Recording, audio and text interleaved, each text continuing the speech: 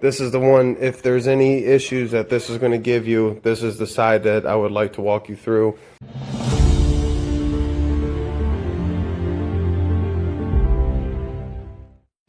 All right, welcome. Based on the thumbnail and the description, you already know what this is about. We're going to change the headlight bulbs on this 2013 Hyundai Elantra. Got a little bit of oxidation on the headlight lenses, which isn't going to be a big deal. I'm going to go over them with some compound and a buffer, hopefully help that out a little bit. One headlight's out, the other one's still on, but want to upgrade. So if you know anything about my decisions or this channel, I like to go with Lasfit. Definitely a great bulb. LED, it's not going to heat up and be like your traditional halogen bulb.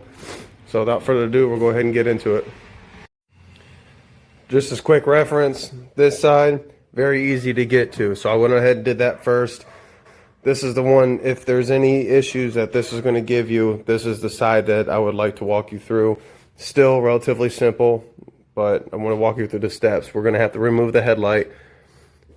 So from what I can see, it's 1, 2, 3 bolts. Then it should extract. If I come across anything else, sometimes there's a couple down here on the bottom where you got to get in the fender liner and stuff like that. So I'll address that and see if that's what we got to work with. All right, for these two bolts, it's going to be a 10 millimeter, and for this bolt, it's going to be a 12. Go ahead and pull those out. All right, just as I kind of thought, usually with headlights, they're going to have mounting bolts down here at the bottom. I don't know if it's just to make it more stable or what. I would rather have like those pins that kind of go in and then you can secure it up top. However, it's not the case. It's not the case for most situations. So we do got to remove the bumper. Not a big deal. You're going to have to just follow along the lines with your screws underneath the belly pan, pull those off. Good thing about this, you don't have to extract the fender liner. It's got an exposed bolt for it. Once we remove that, unplug the fog lights, then, and maybe even an airbag sensor. Once we unplug that stuff, then we should be able to move forward with it. So I'll walk you through that step.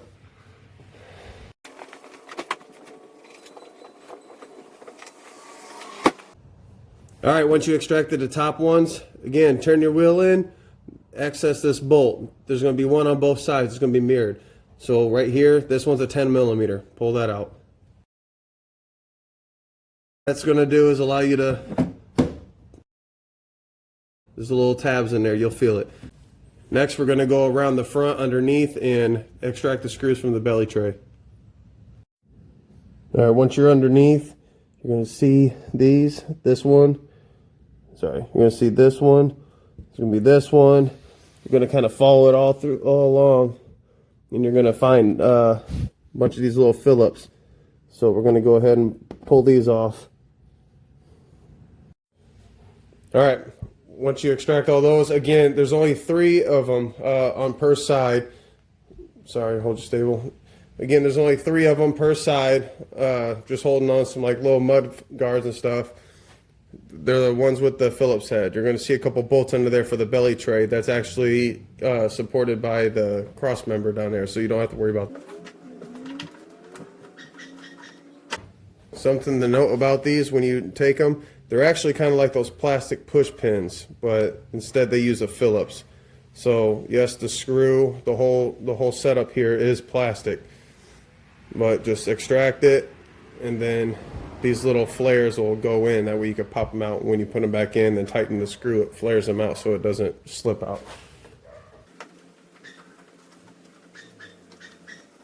So go ahead and take these 3 Phillips. The bumper actually might be connected underneath.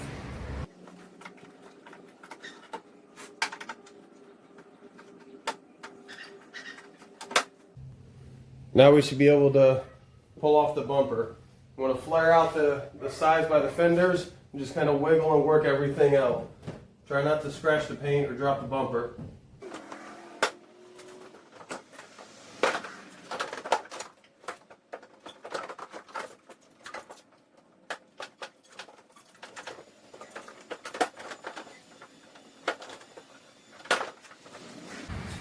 All right, and once it's taken off, unhook your fog light beams if you have them.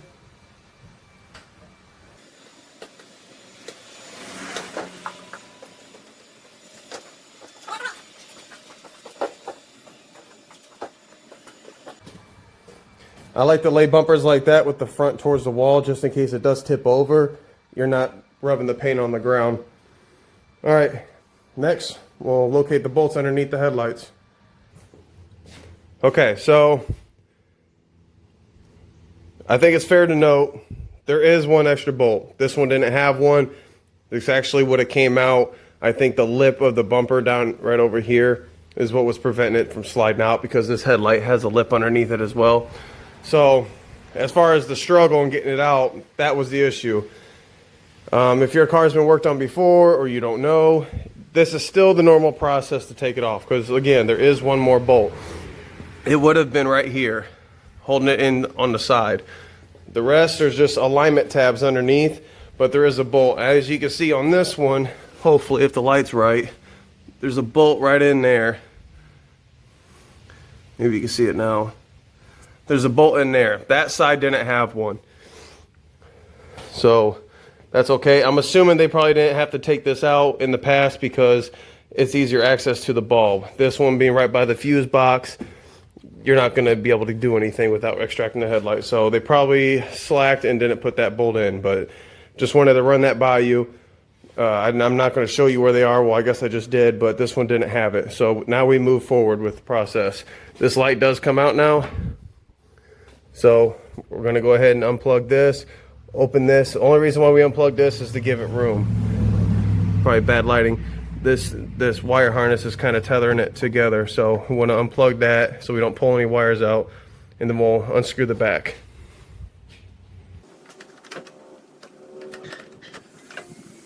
There we go. This is going to be the cover for your bulb. You'll twist it, you'll hear it pop out of its little grooves. Right in here's the bulb. Again, you'll twist it and pull it right back out, exposing the bulb. Push in these two side tabs to release it. All right. Next, we'll go get our Lasfit. These are the Lasfit bulbs. This is going to be your ballast, your little amplifier for the LEDs. This is what you hook it into. Got a cooling fan. Double-sided. Okay, this is your collar that goes in. It is adjustable. When you install it into the housing, okay, picture everything level, top of the car, bottom of the car. You're going to want this wire straight down or straight up. Where this wire is placed is how this is. So you want the LED bulbs on both sides. I have a video, I'll link it in the description below, talking more in depth about Lasfit products and the proper way to install it. I did it on my other vehicles. So we'll go ahead and put that in there. We'll pop it in just like the old one does, just with these little slots. Twist it in and lock it in place. Again, make sure it's up and down.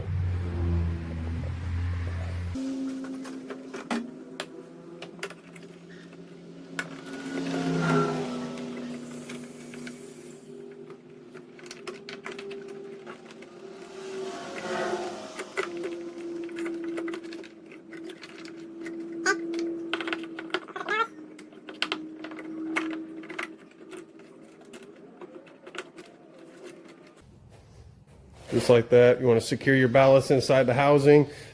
Don't cover up this fan. Now, all different makes and models, it's going to vary. As far as this cap goes, unfortunately, with the style of the bulb being a bigger heat sink on it and a cooling fan, you're not able to put that cap on the back.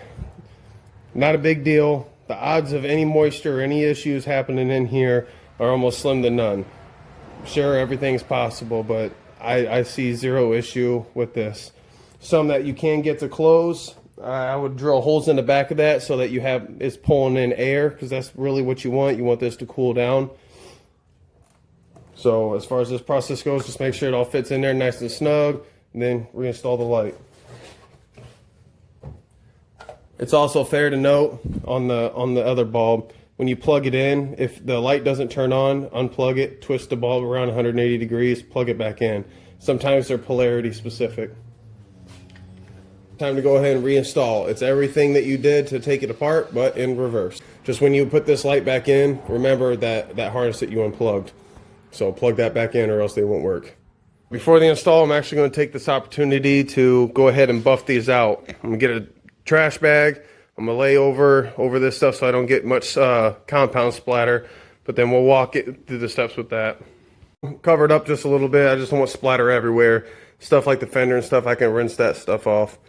So for the oxidation on the headlights, these ones, again, they're actually not that bad. In person, they're definitely not that bad. And on camera, it tends to intensify it, but you get the idea. Oxidation, it's kind of rough stuff. It's the sun baking, you know, like water and rain on it. It's, you know, debris hitting it, pitting, the hot and the cold of the headlight bulbs kind of breaking down the plastic. Over time, it's just, oxidation is just stuff that rests on the headlights. They become yellow. These aren't that bad. I've seen worse. I've seen better. So in order to eliminate that, what I usually like to do is go through it by hand, wet sand it through the steps if it's really bad. With this not being that bad, I'm going to use my DA polisher, Meguiar's. I'm going to hit it with this compound. You don't need to overkill it. The more compound isn't always the better. I'm going to use a cutting pad on this as well. I'll hit it with the compound, maybe 1-2 passes. And then after that, I'm going to change my pad and then I'm going to put some polish on it. That should brighten them right up and go great with these new headlight bulbs. So if there's anything about this process specific that you would like to know, maybe the type of DA I'm using, the polishing pads or the cutting pads, the differences between those, the polishes, I will link a video down in the description below. It's going to be my paint correction video, but it still it explains the whole polishing stuff. So be sure to check that out if you're interested. All right, now there it is. Again, just went ahead and buffed the headlights. They turned out a lot better. Again, considering the age of the car and everything that the lights have been through weather-wise, it's not going to be 100% new and perfect, but a whole lot better. I did it with the compound and hit it with the polish. Not so hazy, definitely clear, so it's going to look good. I already seen what the bulbs look like, and it's a night and day difference, and hopefully the customer really enjoys it and is satisfied. Any questions, comments, tips, anything like that, go ahead and go in the comments below. Leave them. I respond relatively quick. I appreciate it for watching. Thank you. Have a great day.